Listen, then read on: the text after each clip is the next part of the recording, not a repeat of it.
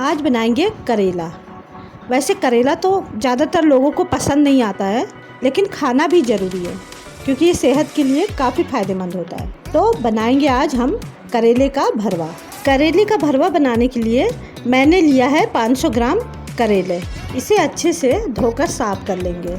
गर्मी में करेले के साथ आम भी बहुत आते हैं, तो हम इस करेले को आम के साथ बनाएंगे। इसके हम छिलके नहीं उतारेंगे, सिर्फ आगे और पीछे का डंठल काट लेंगे। इस तरह से आप बनाएंगे आम के साथ तो करेले बिल्कुल कड़वे नहीं लगेंगे। मैं सभी करेले के या आगे और पीछे के डंठल को काट लूँगी।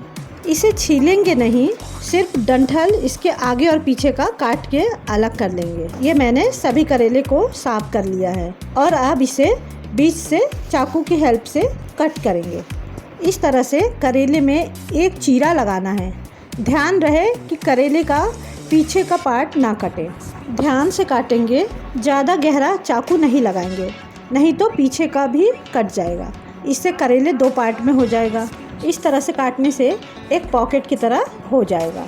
और अब इसको एक चम्मच की हेल्प से इसके सारे बीज निकाल लेंगे। अगर करेला पका हुआ है, बीज कड़क है, तो आप उसे निकाल के बाहर कर दीजिए, फेंक दीजिए। लेकिन इसके बीज सॉफ्ट है, कच्चे हैं, इसीलिए इसको हम यूज में ले लेंगे।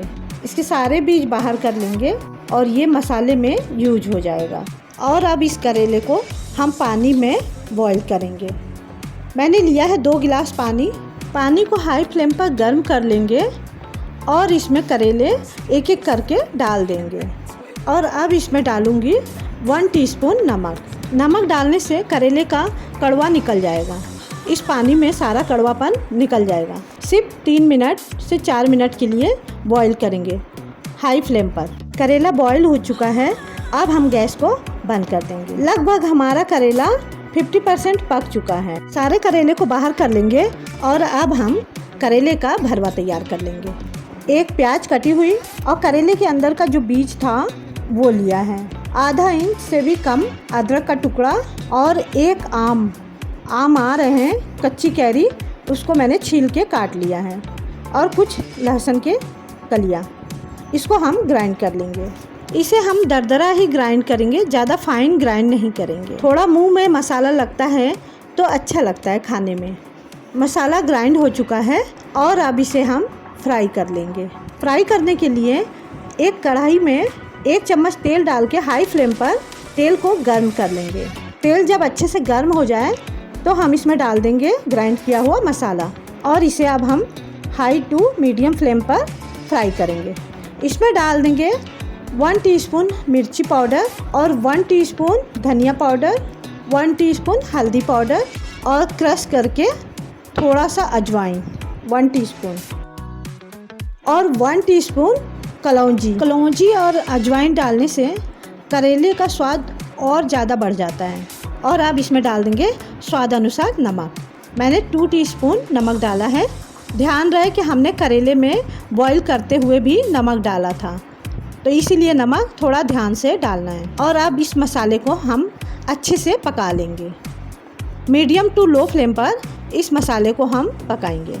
इसे 2 मिनट के लिए ढककर अच्छे से पका लेंगे। और अब हम फ्लेम को बंद कर देंगे और मसाले को ठंडा होने देंगे। ठंडा होने के बाद हम करेले में स्टफिंग करेंगे। और अब इस करेले के पॉकेट में हम मसाले को भर दें। पूरे करेले में हम मसाले को अच्छे से भरेंगे।